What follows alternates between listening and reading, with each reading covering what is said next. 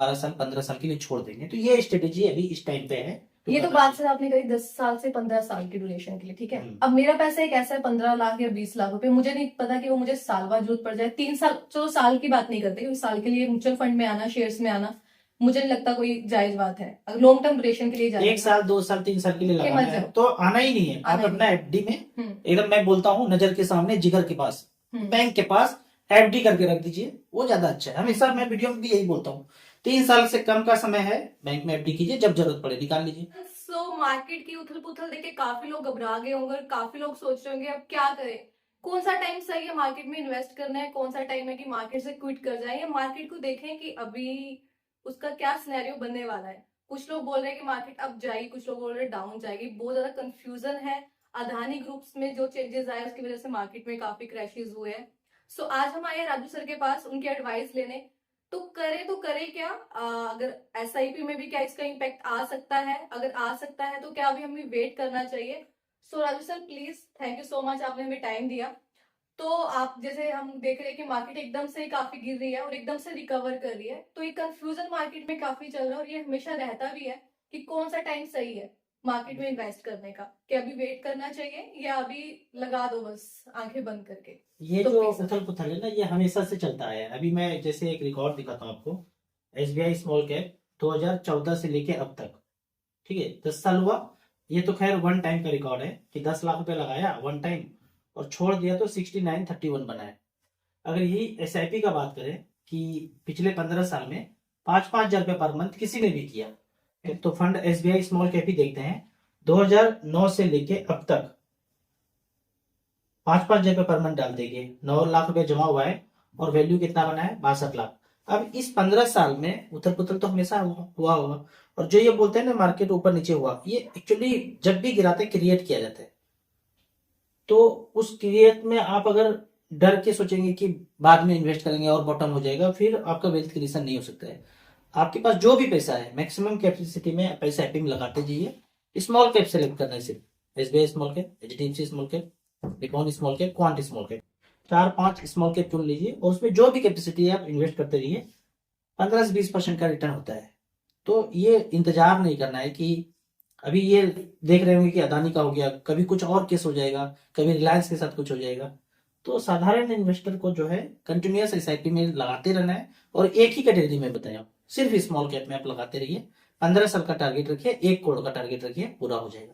Sir confusion ये है, जैसे बोला जाता है हाई रिस्क हाई रिटर्न, ठीक है। अब हाई रिस्क लेने की हर किसी की कैपेसिटी नहीं है और एक डर लगता है, अगर मैं भी फर्स्ट टाइम इन्वेस्ट कर रही हूँ तो शायद मैं भी उस टाइम अपना सिनेरियो याद करूँ तो मुझे भी काफी डर लगता था।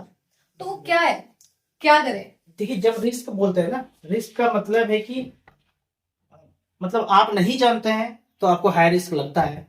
मैं कुछ जानता हूं तो मुझे रिस्क कम लगता है। तो नहीं जानना ही रिस्क होता है, तो जान जाएंगे, थोड़ा सा और रिसर्च कर लेंगे, कैलकुलेट कर लेंगे। तो नहीं जानना ही रिस्क है, जान गए तो रिस्क खत्म। एक व्यक्ति स्मॉल कैप में इन्वेस्ट नहीं करता है और मैं स्मॉल कैप में इन्वेस्ट करता हूं, मतलब मैं, मेरे बच्चे का जब जन्म हुआ तब से मैं 3 हजार का एसआईपी कर रहा हूँ, 8.5 लाख जमा है, अभी 45 लाख रुपए।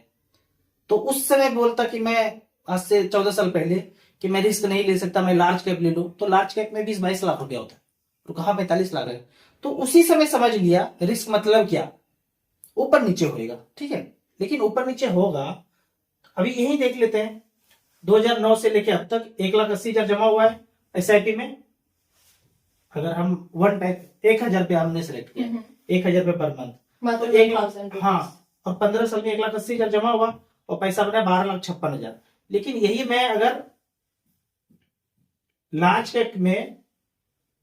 कैप सेलेक्ट कर लिया और दूसरा कोई फंड देख लेता हूं, आईसीसी ब्लू चिप, कितना पर मंथ किया यहां हमने, 1,000 रुपये पर मंथ सेम। तो आईसीसी ब्लू चिप में जमा तो उतना 1,80,000 हुआ और यहाँ पैसा कितना बना 6,58,000, कहा तो 12 लाख कुछ था, तो आधा हो गया। तो आप अगर शुरू में ही समझ लेंगे कि रिस्क मतलब क्या। अब बताइए, किसी के पास 12 लाख है बच्चों की शादी के लिए और किसी के पास 6-6.5 लाख है, सीधा हाफ है। तो अब रिस्क पे कौन है, मतलब ये पैसा खर्चा भी करेंगे, थोड़ा सा कर्ज भी लेना पड़ेगा, उनका पूरा शादी करने के बाद थोड़ा बहुत 1-2 लाख बच भी जाएगा। 12 लाख और 6 लाख में इतना अंतर है। तो आपने बात कर दी जिसने एक मतलब एक्सपीरियंस गेन कर लिया या कुछ एजुकेशन के साथ।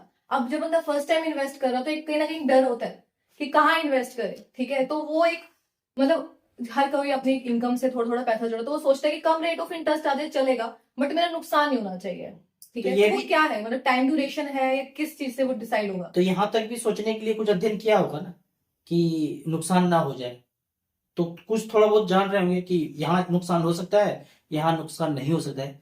थोड़ा सा अध्ययन कर लेंगे। और मैं तो बोलता हूँ 500 रुपये से शुरुआत करना है। SBI small cap, ICICI small cap, HDFC small cap, quant और निपॉन, 500 रुपये से शुरू करना है। ज्यादा पैसा है, अभी पैसा को रखते हैं, 500 रुपये से शुरू करके 2 साल 3 साल ऑब्जर्व करते हैं, तो आपको पता चल जाएगा। इसी को अध्ययन बोलते हैं, ठीक है। किसी पे भरोसा नहीं करना है, खुद के अनुभव से सीखना है।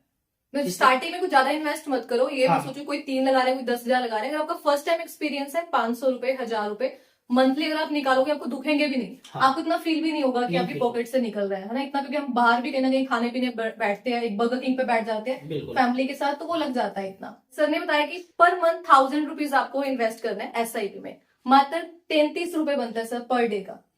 मतलब एक चाय का कप आपको है जो आपको निकालना है साइड में सेविंग पर्पस है। ये हम कैलकुलेशन ले सकते चल सकते हैं सर, बिल्कुल। एक आम नॉर्मल लैंग्वेज में। मैं ये बोलता हूँ कि अगर एक बच्चे है ना, आप 1,000 रुपये पर मंथ करते हैं 15 से 20 साल 18 साल तक, तो आपको अलग से बच्चे के लिए कुछ नहीं कर सोचना पड़ेगा। इतना पैसा म्यूचुअल फंड बना देगा कि आपका वो रिक्वायरमेंट, एक गोल पूरा हो जाएगा। 2 बच्चे हैं, 1,000 का 2 स्मॉल कैप दे दिया। छोटे बच्चे से 1 2 साल 3 साल के हैं, शुरुआत कर देंगे, तो उनका जो भी रिक्वायरमेंट होगा, पढ़ाई, शादी, जो भी खर्च है, कुछ बिजनेस करके देना है, तो वो पैसा उनके लिए सफिशियंट होगा उस समय। सर ये तो बात करी हमने जो सैलरीड पर्सन है, जो मंथली इनकम आ रही है जिसकी, जो हर महीने निकाल सकता है। अब हम बात करते हैं, मान लो मेरे पास लमसम पैसा 10 लाख 15 लाख रुपए, और मैं उसको चाहती हूँ एक सेविंग पर्पज से FD करना चाहती हूँ, या मुझे चाहिए कि सेव हो जाए और रेट ऑफ इंटरेस्ट तो देखो मुझे चाहिए अपने पैसे पे, तो वो आप कहाँ सजेस्ट करेंगे, किस फंड में लगाएं, उसको सेफ साइड रखें या उसमें भी हाई रिस्क की तरफ लेके चलें? तो जब सेव बोलते हैं ना, तो फिर वही सोचना है कि आपने, मान लेते हैं SBI स्मॉल कैप में किसी ने 2014 में 12 लाख रुपए लगाए, ठीक है। ये सोच के कि हमने एक प्लॉट ले लिया। अब जब प्लॉट लेते हैं तो ये नहीं देखते हैं कि कितना गिर गया, कितना बढ़ गया। आप लंबे समय के लिए छोड़ते हैं, 10 साल 15 साल 20 साल छोड़ते हैं, तब सेल करना हो, वो तो नहीं करते नॉर्मली सेल, फिर भी सेल करना है तो इतना टाइम देते हैं। ठीक उसी तरह SBI स्मॉल कैप में 12 लाख का एक प्लॉट यहाँ खरीद के रख लिया, तो 10 साल के बाद उसके पैसे का वैल्यू है 83,17,000, 21% का सालाना रिटर्न जनरेट करके दिया है। तो लमसम भी पैसा लगाना है तो स्मॉल कैप में लगा करके लंबे समय के लिए छोड़ सकते हैं। लेकिन अभी जो टाइम चल रहा है, अभी आपको मार्केट ऊपर नीचे थोड़ा ज्यादा है, मार्केट हाई है, तो आपको 12 लाख 15 लाख 20 लाख रुपए अगर है, तो 12 महीने में डिवाइड करके धीरे धीरे करके लगा देंगे। मतलब 1 लाख रुपए पर मंथ कर दिए, अगर मान लेते हैं कि 12 लाख लगाना है, तो 1 लाख रुपए पर मंथ करके लगा देंगे, STP करके लगा देंगे, SIP करके लगा देंगे। 12 महीने में एवरेज हो गया, ऊपर नीचे जाए, एवरेज मिल गया। अब उसके बाद हम इसको 10 साल 12 साल 15 साल के लिए छोड़ देंगे। तो ये स्ट्रेटेजी अभी इस टाइम पे है। ये तो बात सर आपने कही 10 साल से 15 साल की ड्यूरेशन के लिए, ठीक है। अब मेरा पैसा एक ऐसा है 15 लाख या 20 लाख रुपए, मुझे नहीं पता कि वो मुझे साल बाद जरूरत पड़ जाए, 3 साल, चलो साल की बात नहीं करते, क्योंकि साल के लिए म्यूचुअल फंड में आना, शेयर्स में आना, मुझे नहीं लगता कोई जायज बात है। अगर लॉन्ग टर्म ड्यूरेशन के लिए जाना 1 साल 2 साल 3 साल के लिए कि लगाना मत है जाओ। तो आना ही नहीं है। आप आना ही अपना FD में हम्म, एकदम, मैं बोलता हूँ नजर के सामने, जिगर के पास, बैंक के पास FD करके रख दीजिए, वो ज्यादा अच्छा है। हमेशा मैं वीडियो में भी यही बोलता हूँ, 3 साल से कम का समय है, बैंक में FD कीजिए, जब जरूरत पड़े निकाल लीजिए। इससे ज्यादा समय है, 5 साल का अगर मेरे पास ड्यूरेशन जैसे उदाहरण के तौर पे आपने आज कार खरीदा, जी, 10 लाख का खरीदा, तो फिर तो कार कभी चेंज करेंगे ना 10 12 साल 13 साल के बाद, तो 2 लाख रुपया और इन्वेस्ट करके आप छोड़ दीजिए। तो जब आपका कार खटारा होगा, वो 2 लाख रुपए इतना पैसा कर देगा कि आप एक नया कार खरीद लेंगे। तो अभी तो आपने EMI पे खरीदा होगा, उस समय कैश पे आप खरीद सकते हैं, या 10 लाख का कार खरीदा, 2,000 का SIP कर दिया। तो नया कार के लिए इस तरह से प्लानिंग करते हैं। हमने आज तक कोई लोन नहीं लिया, कभी नहीं लिया। जो भी खरीदा अपने पैसे से, कैश से खरीदा, चाहे घर, कहीं कार, कुछ भी खरीदा, तो कभी भी लोन लेके नहीं किया। तो लोन नहीं लेना है जिंदगी में। मैं एक छोटी सी चीज समझ पा रही हूँ, जैसे आप कहना चाह रहे हो कि अगर हम अपनी लाइफ में कोई भी एक्सपेंस ऐड कर रहे हैं, तो उसके साथ साथ उतने थोड़ी सी सेविंग ऐड करें उससे अलग। मतलब अगर मैं एक्सपेंस, कार लिया, सिंपल सी बात है, मेरा उसकी सर्विस भी है, उसका पेट्रोल भी है, डीजल भी है, तभी चलेगी, राइट। तो वैसे आप कह रहे हो कि अगर आप अपना एक एक्सपेंस या एक ऐड कर रहे हो अपनी इनकम के साथ, तो आप उतना थोड़ी सी सेविंग उतना साइड में भी रखें। मतलब एक खर्चा 10 साल के बाद तो पक्का आएगा ही ना। कार ये खराब होगा ही होगा, और फिर से आपको दूसरा, क्योंकि इसका आदत पड़ गया आपको, इसके बगैर रह नहीं सकते हैं। तो आप 2000 4000 5000 का एसआईपी करते हैं या वन टाइम लगा के छोड़ते हैं, तो एक कार के लिए पैसा तैयार होके लंबे समय के बाद आ जाएगा। तभी आप ये नहीं देखेंगे कि मार्केट गिर गया तो निकाल लूं, अभी कर लूं, क्या कर लूं, 4-5 साल के अंदर नहीं देखेंगे।